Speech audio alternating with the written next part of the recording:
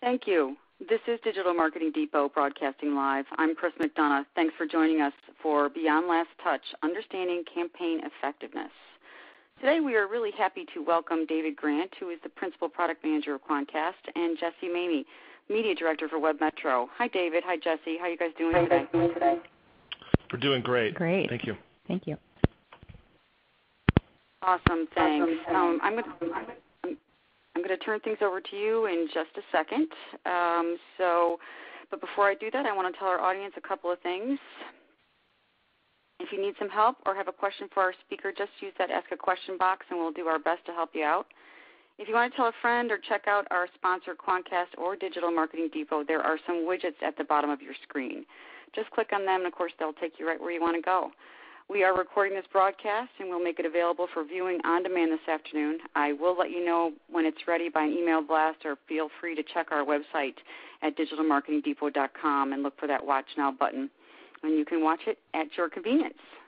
All right, with all that business taken care of here, what I'd like to do is ask our audience a question so we can get a feel for who's in our audience today. How are you currently using display to achieve performance goals? Actively utilizing RTB display for prospecting? Retargeting only do contextual and or site-specific buys? Only do contextual and or site-specific buy? I guess I have that in there twice. Sorry about that. Just choose one of those. Don't buy display or other. Okay, so just hit one of those radio buttons and hit Submit Answer. And while we're waiting for those results, I'd like to formally introduce our speakers today. First up is David. He's a Principal Product Manager at Quantcast. While overseeing the development of Quantcast performance advertising products, he works with clients to help them understand the complex world of real-time media and maximize the ROI of their campaigns. We also have with us today Jessie Mamey. She is the leading strategist for online media, focused in permission-based email and display for direct response and performance-minded advertisers. We have much more on our speakers in the bio section on the left side of your screen. So if you would like to learn more, just click in that area and take a look. All right, since we do have a few seconds before we get our results back from our poll, David, why don't you give us some information about Quantcast? Sure. Thanks, Chris. I'd love to. Quantcast is the world's favorite audience measurement solution for measuring Internet audience composition and traffic. It's the product we are best known for. We work with many millions of websites worldwide who have the Quantcast Pixel in place to better understand the audience composition of their audience visiting their websites and their content. We help publishers understand the demographics and psychographics and various other behavioral aspects of the folks who visit their website and consume their content.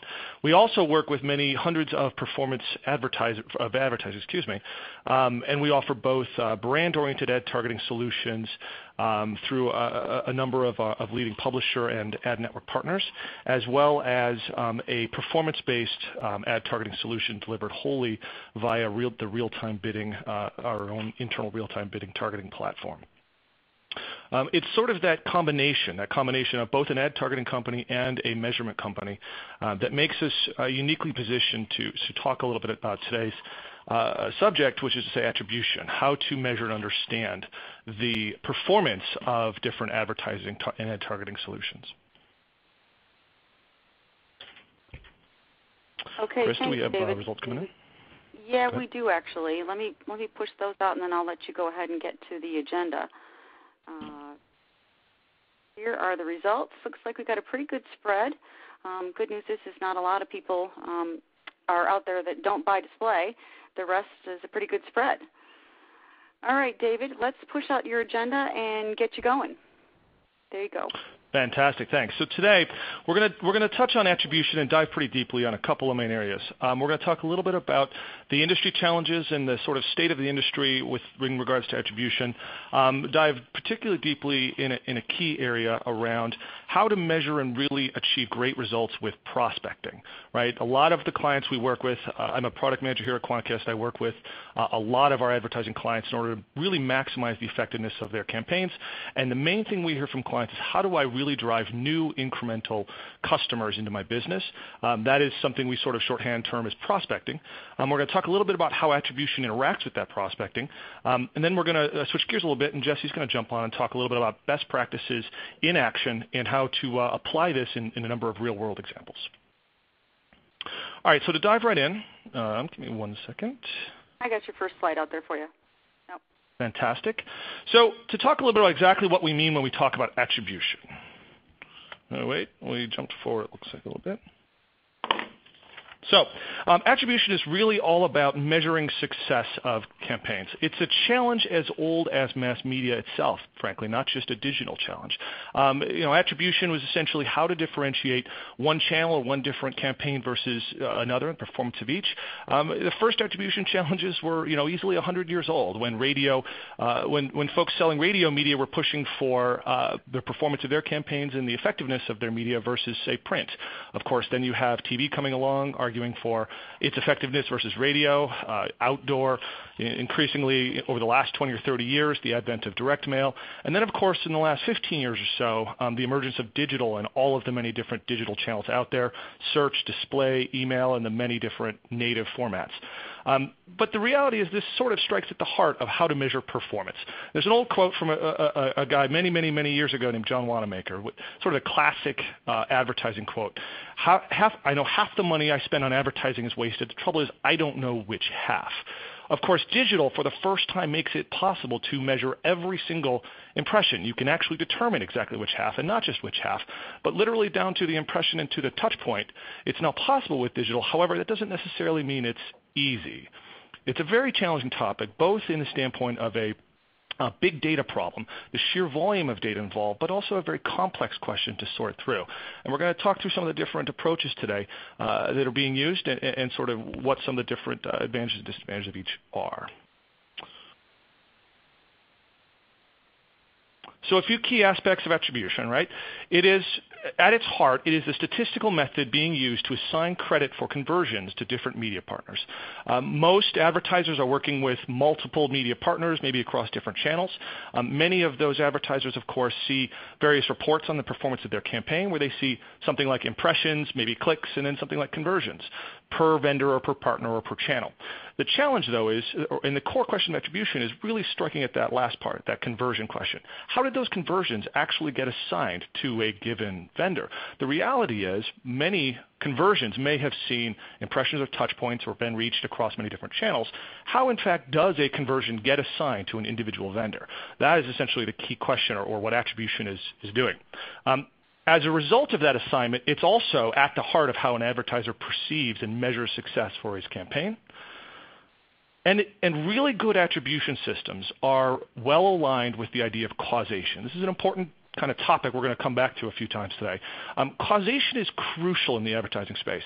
It's not enough to understand that a conversion was reached or touched. You really want to understand what causes conversions because, of course, if you understand what causes conversions, you can, of course, buy more of that media or more media from that partner in order to drive additional conversions. Causation is at the core of a good attribution system. The challenges, though, are quite considerable. And so I work with a lot of clients around how to best measure their campaigns. And frankly, a lot of them will say, man, this is complicated and essentially a giant headache. And we understand it is a very, very challenging topic. So we're hoping to make it all simple. But it's a crucially important topic because the question of attribution, the attribution mechanisms being used and methodologies being used fundamentally drive the perception of the results of the campaign. And using an attribution system that's well aligned with causation is critical. Inevitably, you will get what you pay for.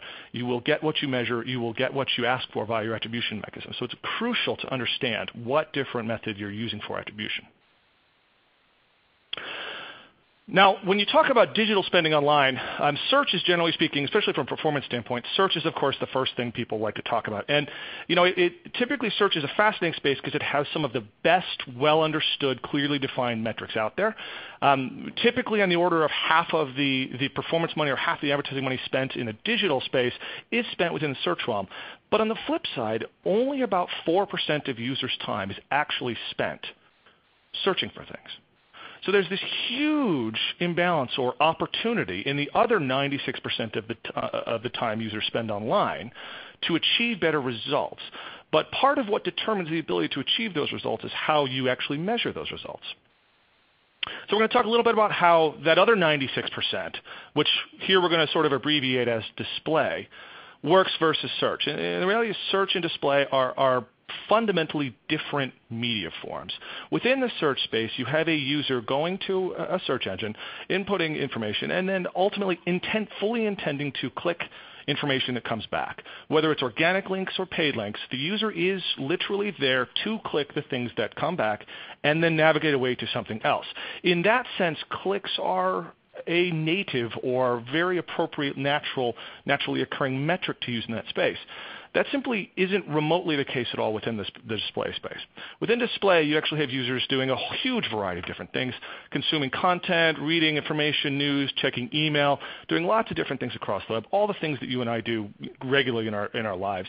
But they're not specifically doing those things in order to click links or see things or click the things they see. Display ads, which are shown along with that, are therefore not directly intended and part of the natural click path. That doesn't mean they don't work. It means that they work differently. And this, in essence, gets to the key of why clicks themselves are not a particularly great metric for display. And it's something that we see time and time again when we work with different clients. Clients who are very focused on measuring display via clicks see the same pattern again and again and again, which is that people who click display ads are, generally speaking, very poorly aligned with the actual converting customer set, with their actual people who buy their product. And this is a pattern that is supported by tremendous amounts of industry research from many other folks. It's a pattern we see again and again and again. We work with a large number of clients to help them understand what their audience, what their converting, their qualified audience base looks like. And we see the same pattern where clickers, those who click display ads, tend to skew young, under 18 or under 25, or old, above 60, 65. They tend to skew to lower incomes, lower education, and lower affluence levels. Of course, that is actually the diametric opposite of what most converters for most products look like. From a demographic standpoint, most converters, people who actually buy products, tend to have higher incomes, higher education levels, tend to have more disposable income, and therefore sort of in their sort of middle-aged, 25 to say 49 or 54. And this is a pattern that we see again and again and again. There are two examples of that up here on the screen for an e-commerce retail and insurance company, but we see this across nearly every advertiser we work with. This very common clickers are not converters type of pattern. As another example, the reality is the vast majority of clicks don't convert, and the majority of conversions don't come from a display click. Clicks are a really bad metric, and not just in a sort of randomized way. They're actually opposite of the direction you want to go to. So then the question becomes, if you move away from clicks, what do you do? And a lot of clients tend to move towards a view concept within the display space, and this makes a lot of sense, in the sense that it allows you to actually track all the different things that a user was exposed to prior to converting. If not a click, regardless, you can still track the exposures. The challenge there is which view to count. And a lot of folks start off with the last touch type of mentality. Let's look at the last thing that happened before a conversion event occurs. And on one level, that makes some sense in that if you want to know why a given user or what caused a conversion, you might start by looking what happened immediately before it. And so in a simplified last touch world, here are three examples of conversions where you see, for instance, a basic display impression or a search happening before it or a retargeting impression happening prior. Now, this is a very simplified view of the world, and it can be useful in the sense that it does keep things quite simple and easy to understand. But, of course, the reality of the world is much, much more complex.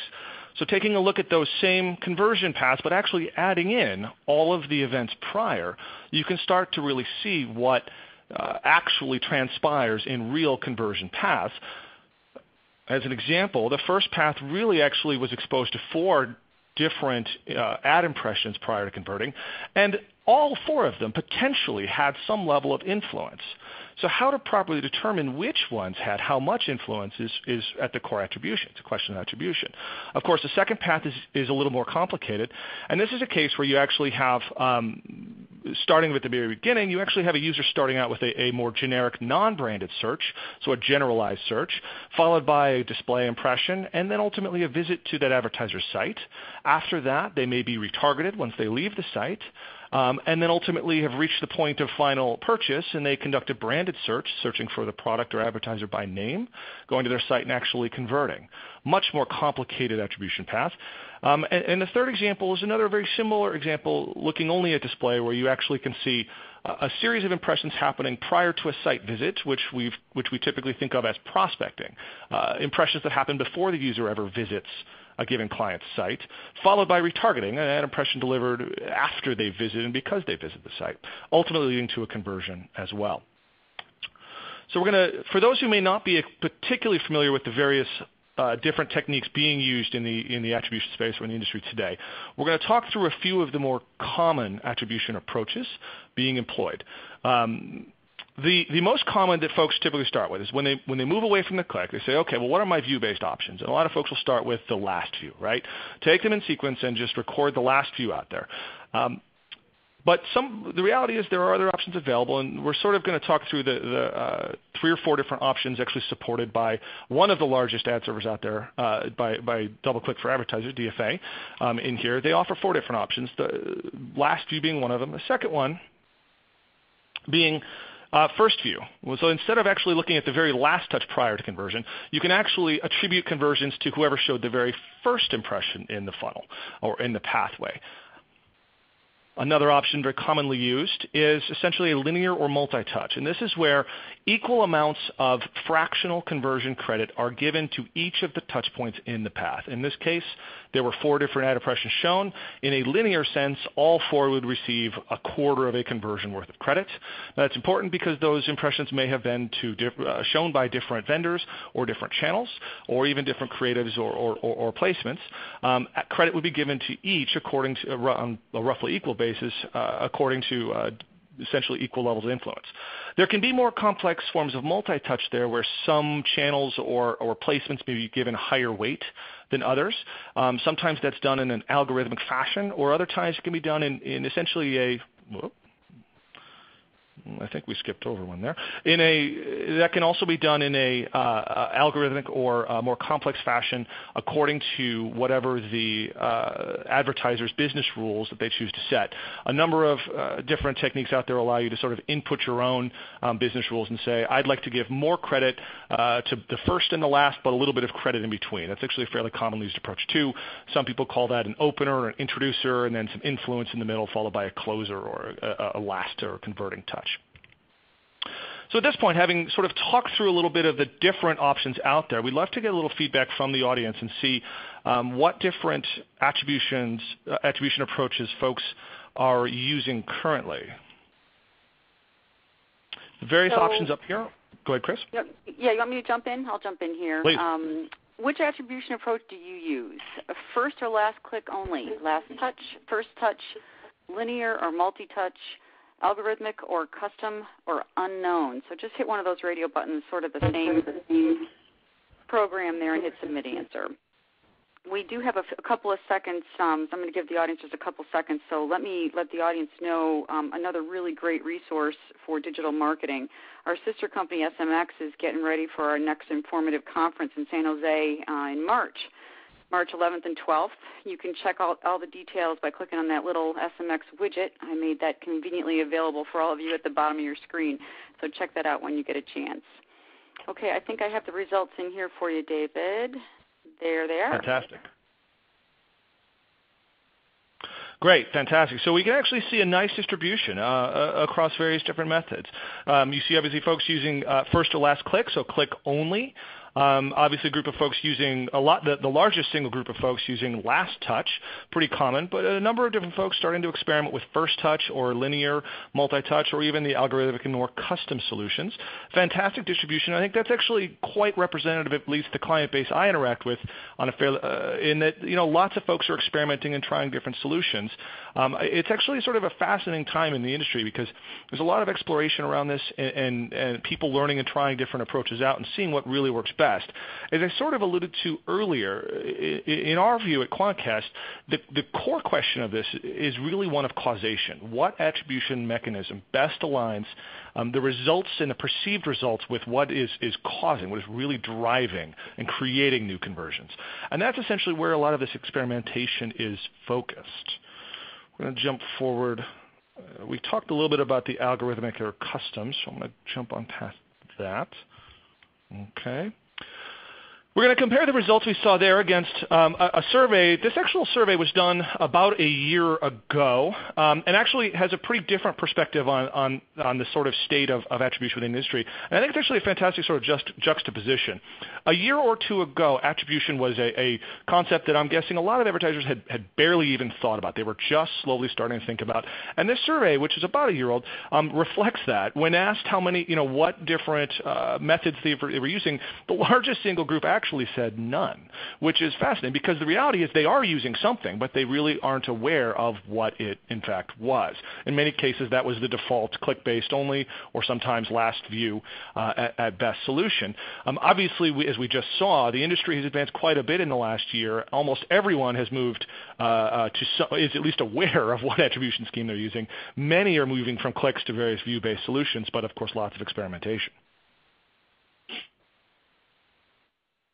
So we're going to talk a little bit about the different options and some of the pros and cons. The reality is there is no perfect single methodology or scheme for attribution. Nobody has the one answer that always works. The question is really one around causation, but each of the different approaches we've talked about has advantages and disadvantages, pros and cons. The last view, the advantages, of course, are that it has a strong proximity to the action being measured, which in a sort of very basic sense makes some intuitive sense as hey, what caused something? Well, let's look at what happened immediately before it. Sort of for every action, there was an equal and opposite reaction. I showed this person an ad immediately after he converted. That is a reasonable hypothesis for causation, and it also has the advantage of having, frankly, very low data requirements. When you think about the challenges of attribution, when you move from a click-based world, which may have thousands to tens of thousands to maybe hundreds of thousands of clicks to record, to move to a view-based attribution is enormously more challenging because for every click, there can easily be 1,000 to as many as 10,000 views or impressions or touch points. So the amount of data involved in processing this can easily exceed the many hundreds of millions of records, and that is the kind of data challenge that, frankly, is very difficult for a lot of businesses and approaches and technologies to actually solve. Quantcast at the core is a big data company. We actually store and process all of this data and can take a look at different options. But LastView does have the advantage of having very low data requirements. The challenge it has several disadvantages, though, too. It strongly biases against upper funnel types of influence. It really only rewards that very last thing. And the reality is that, as we all know, we're all exposed to many different touch points of advertising or many different touch points of media. There are many more things in that very last impression that actually do influence our behavior. And LastView really gives zero credit to any of that. In addition, it frankly strongly rewards retargeting. And this is very important because retargeting is a fantastic technique and tool for putting an ad in front of someone who's likely to convert. However, that can often be recognized as correlation, not causation. The challenge there is that retargeting reaches a lot of people who are deep in that process of consideration, but it doesn't actually cause as many conversions as people often think it might, especially if you're using a last view attribution. The causation element, which is harder to measure, often isn't there. Folks who are being retargeted have already made it really clear. They are interested in your product. They've already visited your site, and many of them will come back and convert without seeing any more ads, and others may not come back whatsoever. Retargeting, of course, is valuable for reaching them, but doesn't actually cause as many incremental conversions as many people maybe think that it does. First touch, sort of the opposite extreme, has advantages and disadvantages. It explicitly recognizes upper funnel prospecting and type of influence. But, of course, on the flip side, it's not really connected to an action. A first touch a week or 2 or 3 weeks ago, if it doesn't actually cause an immediate action, it's very difficult to say how much influence it really had. It was the first, but it didn't cause, you can't actually say it caused something very easily. So it has that sort of disadvantage. It's also subject to somewhat arbitrary time windows. The reality is if you want to record first touch, you're really talking about in what time range, within the last week or 2 weeks or month. And given that time window, you actually also run into a bit of a challenge that a lot of folks often overlook, which is the challenge of cookie deletion. The reality is that data and collection of this data depends upon third-party cookies, which are unstable and do actually get deleted a little bit more often than a lot of folks think. As a result, that first impression may not really even be the first. It's the first that was actually recorded and still available because of the cookie deletion problem. The linear multi-touch, of course, also recognizes prospecting and upper funnel influence. And it very explicitly does it. The challenge is that it can be very complex, especially if you start talking about differential multi-touch solutions where you're assigning different weights of credit to lots of different elements. And it actually really tends to reward high volume and sometimes low cost and low quality impression touches, right? If you're going to give a little bit of credit to every touch point, well, then the more touch points you have, the more credit you're going to assign to each of them. And this essentially is what sometimes people experience, I think, traveling around the web when they actually are followed around the entire web by that pair of shoes they visited at some point. You're actually seeing different vendors basically chasing the last view or showing lots and lots and lots of impressions to you at a low cost, even in a multi-touch or a linear fashion. The more touches they get, the more credit they get, even if they're not really causing or driving you through to convert. The more times they can touch you, the more credit they get. And then, of course, custom solutions or algorithmic solutions can be potentially the most powerful. They can be the most flexible, but they're also by far the most complex, and they easily can border on the sort of black box. The more complicated the algorithm, the harder it is to figure out what it's actually doing. And this can be challenging because sometimes that algorithm is actually not really doing what you think it is, or you may not fully understand what it's doing. This is something we work a lot with different clients who are really interested in designing algorithm systems to think about what the actions they're really trying to reward, what they believe is actually causing conversions, and how to align an algorithmic or statistical process with that. So we want to talk about one additional element. So Quantcast works a lot with clients to understand their audiences. We work with many, many millions of publishers around the world. We also work with many of our advertising clients just to help them understand the audience coming to their site. And one of the things we've learned in delivering campaigns to drive incremental customers is how to really think about prospecting versus retargeting. And specifically, it is crucial, it is absolutely crucial that clients start to think about, in our opinion, that clients start to factor in the concept of a site visit into that attribution path. It's sort of the missing link that in many respects advertisers or a lot of attribution schemes, today overlook. They track all of the impressions, but they don't really track the site visit events as thoroughly and factor in the different impressions before and after a site visit. The site visit is a really, really critical element, particularly that first site visit. And this is a concept we call views before visits, or VBV, a view before visit ad or prospecting. Site visitation is sort of critical because it enables, let's see here. Site visitation is critical because it's actually the first point where you can really recognize someone as being an actual prospect, as being someone interested in your specific product. Or conversion. And it also, of course, enables very effective and very powerful retargeting. The challenge there is differentiating and measuring the value of prospecting, which has occurred prior to and drove them to that site initially, versus that retargeting, which can only happen after they visit. Differentiating between those and properly measuring the influence of prospecting is particularly challenging in a last view world, for instance. But factoring in site visitation is a really critical element of measuring the performance of a prospecting campaign. We talk about this in the concept of a view before a visit. So when Quantcast delivers advertising campaigns for clients, we focus on a few different metrics than maybe a lot of other folks look at. We look at this as sort of trying to drive conversions to a site initially and then through to the conversion process. We think about this as a concept we call view before visit. The key metrics we look at here, starting at sort of the top of a typical conversion path, is the set of folks that we are able to reach prior to them ever visiting the site. So what is the new reach rate? What is our how many folks are we reaching before they've ever visited? Of course, reaching new folks is fantastic, but they need to be qualified prospects. You need to drive them through to actually visit. And visitation, of course, is also great, but they need to be qualified prospects who then ultimately convert. So we track the new reach rate, the visit rate, the rate at which the people are reaching, then follow through to go to the client site, and ultimately going through to converting.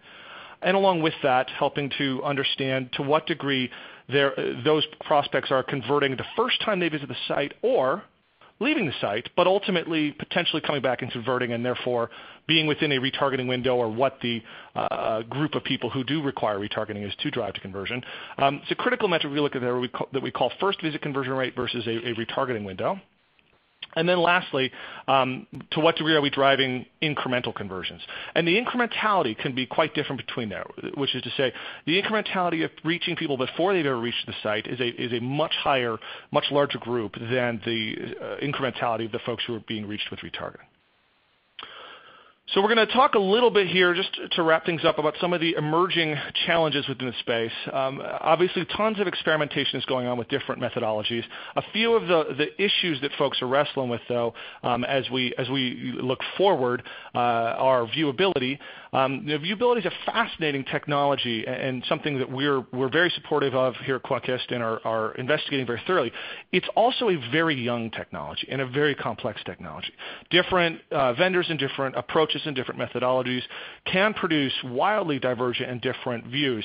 It's something we certainly recommend lots of advertisers look closely into, but at the same time recognize that it's a very young and very complicated technology and really dive in to understand exactly what it's measuring. Now, viewability is a fascinating concept because it's not just about whether an ad was seen for, say, 1 second or 50% of an ad was seen for 1 second. It's really actually about the quality of an impression. And this is a very challenging part because, as you imagine, if a given user has seen 4 different impressions, not all of those impressions were equally influential. Quality is the measure of how influential a given impression was. Viewability is one metric of that. For instance, how long an ad was on the screen or how prominently it was displayed on the screen, how many other ads were on the screen with it. There's a lot of different metrics around quality, of which viewability is one, and certainly in that direction. A couple of issues, just how to measure cross-channel. This is particularly challenging for search versus display, especially when you think about something like non-branded search versus branded search in a similar way to, say, prospecting display versus retargeting.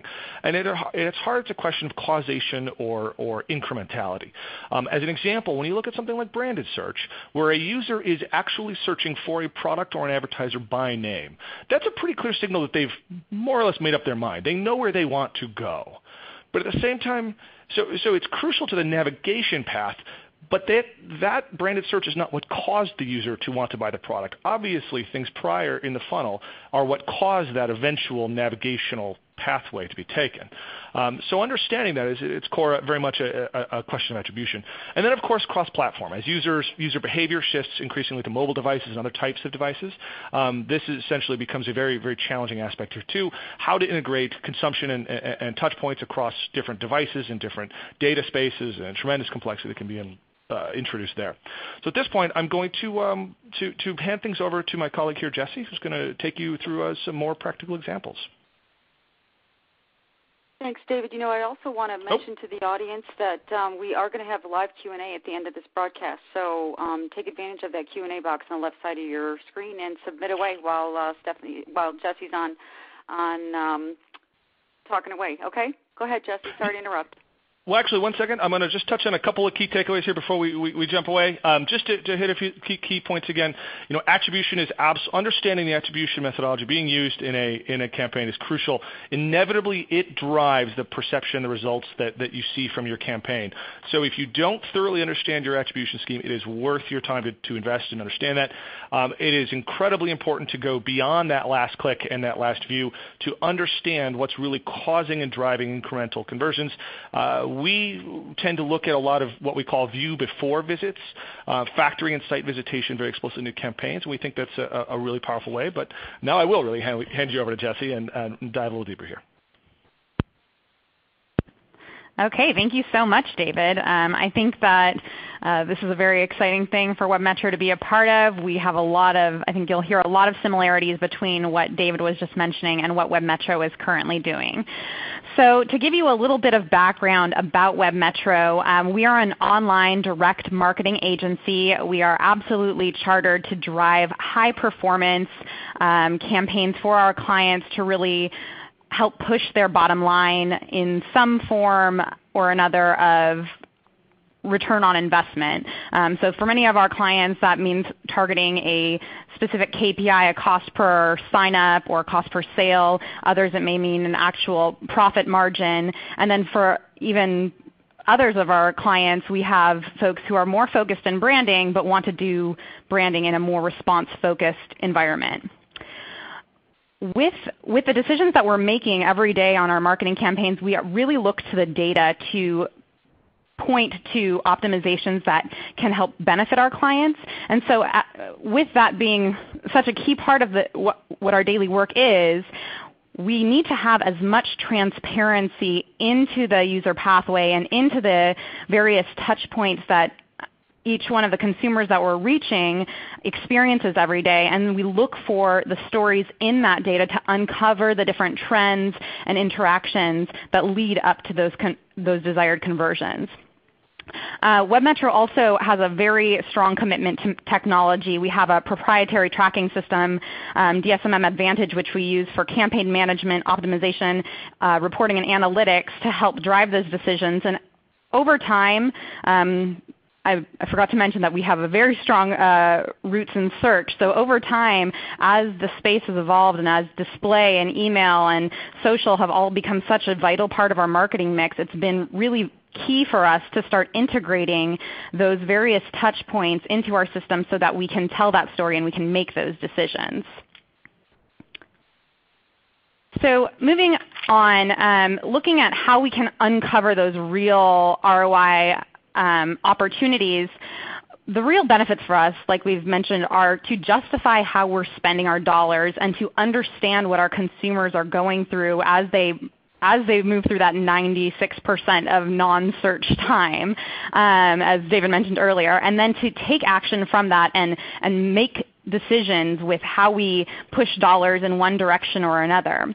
So as we've explored, last click is just not sufficient. It's not the full story. And there's a lot of new models that can allow us to take a look at that, as David has gone through already, some of those being the first click or first exposure, last exposure, the weighted measurement, and those custom models. And I think as you expand your mix, for folks who are just getting into this, it's so key to just start measuring however you need to measure. But for those of you that are more at an enterprise level or looking to evolve your media mix, it's very key to understand the objectives that you have for your campaigns.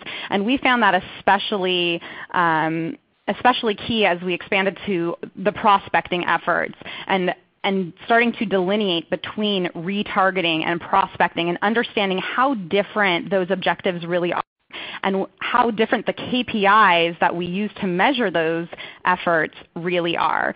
So for prospecting, it may mean that the site visit and the percent of new visitors that you can bring into your site and how heavily they engage on your site, low bounce rates, high time on site, high number of page views, that is a huge win for somebody that we're prospecting, where a campaign's goal is prospecting, because we can always bring them in through retargeting. We can get them back and close the loop. So as we've started to identify those objectives, what we realize is that we need to continue to push for the true understanding of the full digital media mix and identify, and in order to really reach those ROI targets, start applying an optimization method where we eliminate and decrease spend in channels that may not be driving that bottom line as much and reinvest that, especially when you're working on a limited budget or within very defined budget parameters. We want to take any of that those wasted dollars, you might call them, and reinvest them into the channels that are helping to drive things forward. So when we want to be doing that, we need to start looking at these different models. And so I want to give you a little bit of a sense of how different that could actually look for one of your campaigns or one of your advertisers' campaigns. So right out the gate, and I apologize, some of the legends didn't make it into this version, but I can tell you that the orange bar here is looking at the first exposure basis for a 90-day window, whereas the gray bar is actually looking at a time decay model. And it's measuring the percent change that is attributed to that individual targeting tactic compared to if you were looking at just a last exposure model. So while we've already said that none of these models may be flawless, it really starts to present a picture, and it very clearly shows the polarization of some of these tactics. Specifically, you might look at display prospecting and showing in this specific example, that on a first exposure basis, you might see a 168% increase in how much credit and how much volume you attribute to prospecting tactics, whereas with remarketing on a first exposure basis, you actually take 42% credit away from that channel. And you can see that same WebMetro has been seeing the same type of interaction with non-brand search and branded search, and it's right up against it following there. So with non-branded search, 75% more credit on a first interaction basis versus branded, which actually takes 32% credit away. So you start to get an idea of how these channels are interacting and which tactics are achieving what types of goals, which are the closers and which are the introducers. So to get started and start moving through these different challenges, we have a few recommendations, and this is how we've started to go about it. First off, tracking. It is the ultimate. While David mentioned some folks may have been tracking, but they didn't even know that they were attributing value to channels. So at this point, we want to track everything. We want to make sure not only our media campaigns, our paid media campaigns are tracked, but also start looking at all the various touch points that you have in your funnel. If you have a Facebook page, you can be tracking visitors to that page and then how they come back to your site. If you have a video out there, you can be tracking people that are viewing videos and all the different actions within your site and all the different micro conversions, you might call them, downloading a white paper, viewing that video, visiting a specific page. Those are all trackable touch points as well, beyond just having a view. And getting all of those together, starting to integrate that data and consolidating that data as much as you can, and deduplicating the different types of conversions that you're seeing is also a major key. You can do that through bringing your data into one system, and there's other ways utilizing, unique order IDs. There's solutions for this even if you can't get it all into one system. The next item that you really have to be open to is using those flexible models, looking at a first click, a last click, a time decay, or a custom model, and not committing to any one of those necessarily, but having the flexibility to absorb that information and start to figure out what your story is, because every advertiser faces different challenges, whether you're B2B, B2C, e-commerce, lead generation, whatever it may be. There's going to be different maturation cycles for those products. There's going to be different goals in terms of return conversion, all of those pieces. And then making sure to clarify your objectives. Is this campaign focused on bringing people back to my site and closing the deal? Is this campaign focused on bringing new customers and growing your pipeline of visitors that will ultimately become conversions for you later down the road? So moving into how we might start approaching all this different data, there's a couple of pieces that we feel are really key to understanding media value.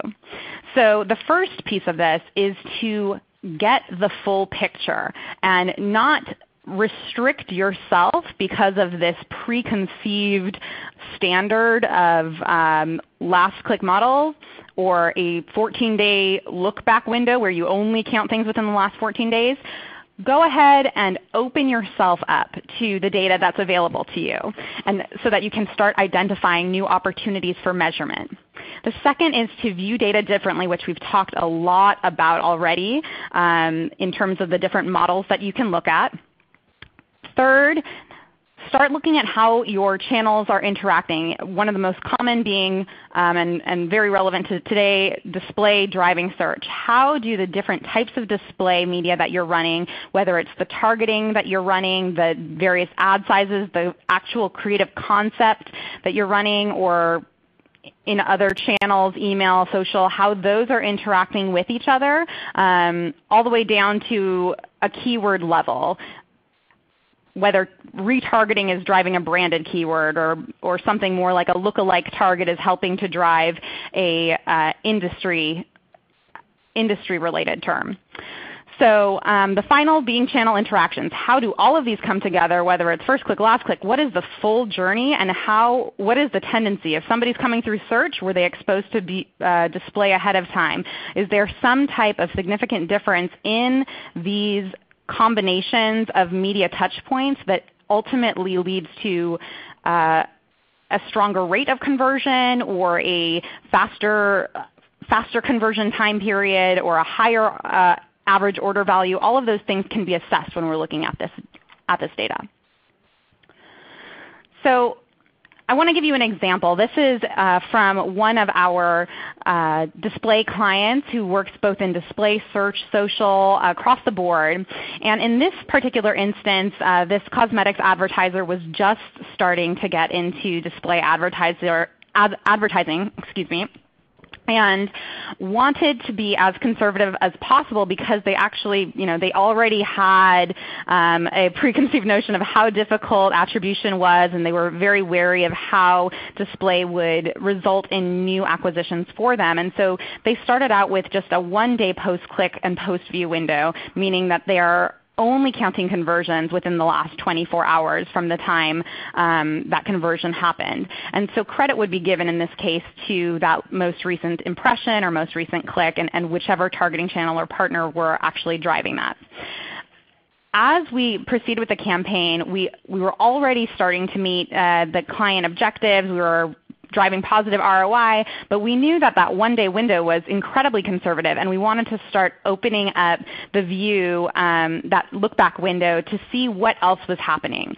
So we did eventually end up expanding to a 3-day window and then to a 5-day window, but even with that, even with those specific configurations for floodlight, we do use DoubleClick for advertisers here. So that specific floodlight configuration, that 5-day window, if we compare a 90-day look-back window on either a first or a last interaction basis, there are some fairly substantial differences in that story as well. So in this instance, again, I apologize for the legend not being there, but the gray bar is the first, when changing to a 90-day look-back window on first conversion, and the orange is a 90-day look-back on last conversion. So that 5-day window, if we had expanded it out further, we would have seen that all of those prospecting tactics, behavioral, run-of-network, contextual, even some of our other efforts in terms of whitelisting, those all have a tremendous growth over what we would originally be establishing as the volume that was coming from those channels. So behavioral jumps up 17, 18x of what we were counting on that longer time view. Same thing with the first click. So 19 times as much would be counted against behavioral. The same story is told in another example where we actually compared this, and now this is just looking at the last view conversion window. So the standard for this particular client, which was lead gen, was a 7-day look-back window. When we started comparing, the blue bar here is 14 days, red is 30 days, green 60, and then blue is or purple, 90 days.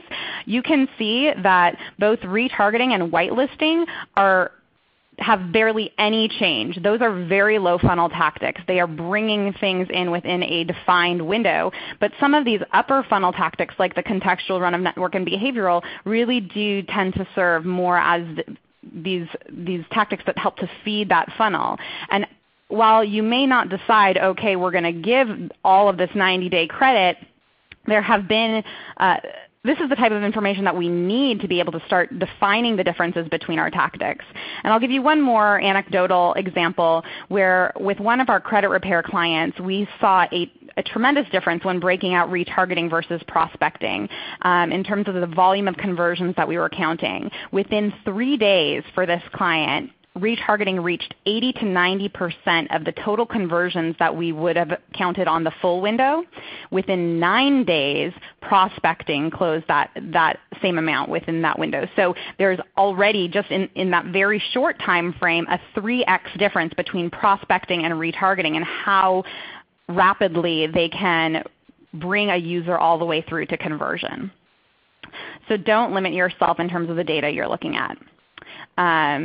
Moving forward, this is another example of the flexible model. So David talked a lot about this.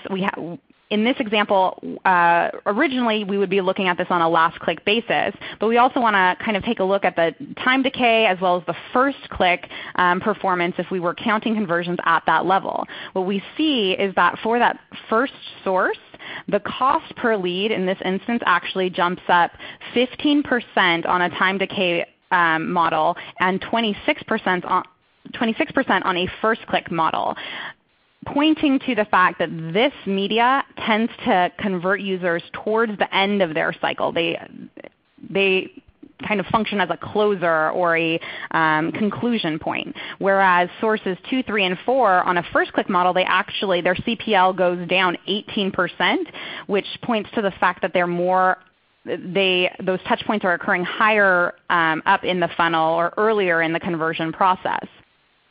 That time decay is actually very interesting. If you look at source 3, this is showing that it's actually a 19% lower CPL on source 3, and that's because time decay takes into account this weight. As you get closer and closer to that conversion point, you get more weight. So this type of source is actually, again, lower, closer to that conversion time period and gets more, a higher count of conversions, though not by much. So these are, again, very important views to take into account so that you're not cutting off your pipeline of potential converters by eliminating things that might have been coming in at $115 cost per lead when at the end of the day they come in much lower than that. In terms of display driving search, one of the things that we have found, and something that you could take a look at with your own advertising campaigns, is how users who are exposed to display then end up back within, how they come back to your site. And a lot of times we've found that they do come back through search. And at WebMetro, since our roots are so strongly in search, we have a lot of ways to actually get at what they're specifically coming back in on. And what we've noticed is that the higher the frequency of a display campaign, the more likely the user is to come in searching on your brand term. The lower the frequency of that campaign, the more likely, if those conversions are occurring in search, it's more likely to be on an industry term. So something that doesn't include your brand. They may it may spike that research funnel or start that research funnel and kind of fuel it so that eventually they may come back again after coming in off of an industry term. They come back to a brand term, or they come through quite a few. And that's where we start evaluating the conversion paths. Looking at the next example here. The roads to conversion, in this example, it's a B2C health-focused client. We saw that when social was part of the funnel, there were about 1.8 click touch points specifically in this example until somebody got to conversion. Search only, 2.4 touch points. When it involved email, now it was 3.7, and as we involved display, it actually extended even further, 9.2 touch points before that user converted. So it starts to speak to the challenges with the different media types as well as the latency that may be occurring. And like I mentioned earlier, if you start taking all of this data and tying it back into your performance data, your action data, your revenue data, you can tie in and you can evaluate and assess whether introducing things like display media or introducing things like email or social actually can increase your profitability because somebody is working with you or interacting with you in so many different ways. And also to start identifying the likelihood to convert when these other channels are present. If somebody's coming in through search and has already been touched by display or email, do they have a higher tendency to convert? If so, let's fuel more or funnel more dollars in that direction. So I wanted to just give you some of these examples of the way that WebMetro is using all of the data to start making these media optimization decisions, and leave you with a few thoughts here and things that we like to commit to. The first being to clarify what data you have in front of you. Track as much activity as you can, centralize, standardize, and dedupe that data to give yourself the clearest picture of how your marketing programs are working for you. Start exploring. Be flexible. Don't just follow the traditional last click model. Open your mind. Look for the various conversion paths that are leading users all the way to your desired action. And finally, commit to this process and really let the data help tell the story. Don't predict so much. Let the data prescribe what you should do, and continue to reassess all of these models. Take another look, and then do this process again. It's a very valuable exercise for your marketing programs, and it really can help push that bottom line forward for you. Thank you very much, Jessie. I'm going to make sure we get David back on and try to squeeze in as many questions as we can for the live. David, you still there? Yep, we're here. All right, terrific. I'm going to go ahead and push out our first question and keep them coming as long as I can here. Here's the first question. Is measuring conversion necessary to understand the impact of branding? So that's a good question. I would suggest personally, although Jessie can certainly jump in here too, that for branding campaigns, I think all campaigns, whether branding or performance, have goals. So if you define a conversion as whatever the goal event or measurable goal online of that campaign is, then yes. Now, of course, a pure branding campaign where there's really no goal online whatsoever, it's solely an offline type of goal, it's a little bit of a different scenario. But I would suggest for branding campaigns, whatever that goal is, if you can measure something online, it is worth measuring. Jessie? Yeah, I think I'm in agreement there. I think that if you can measure even just that site traffic that does occur after that exposure to your campaign, and look at how those users are engaging on your site, whether it's just visiting and browsing through the pages or whether it's taking part in those various micro conversions, there seems to be some KPI in all instances, whether it's branding or direct response, and it's your job to look for that in the data and see what decisions to make. Okay, thanks. Here we go with another one right now. What is a good model for determining causation? So that's a great question, and causation is a very delicate and tricky thing to measure. The best technique overall that we tend to use when we're working with clients and with advertisers is actually an A/B test, right?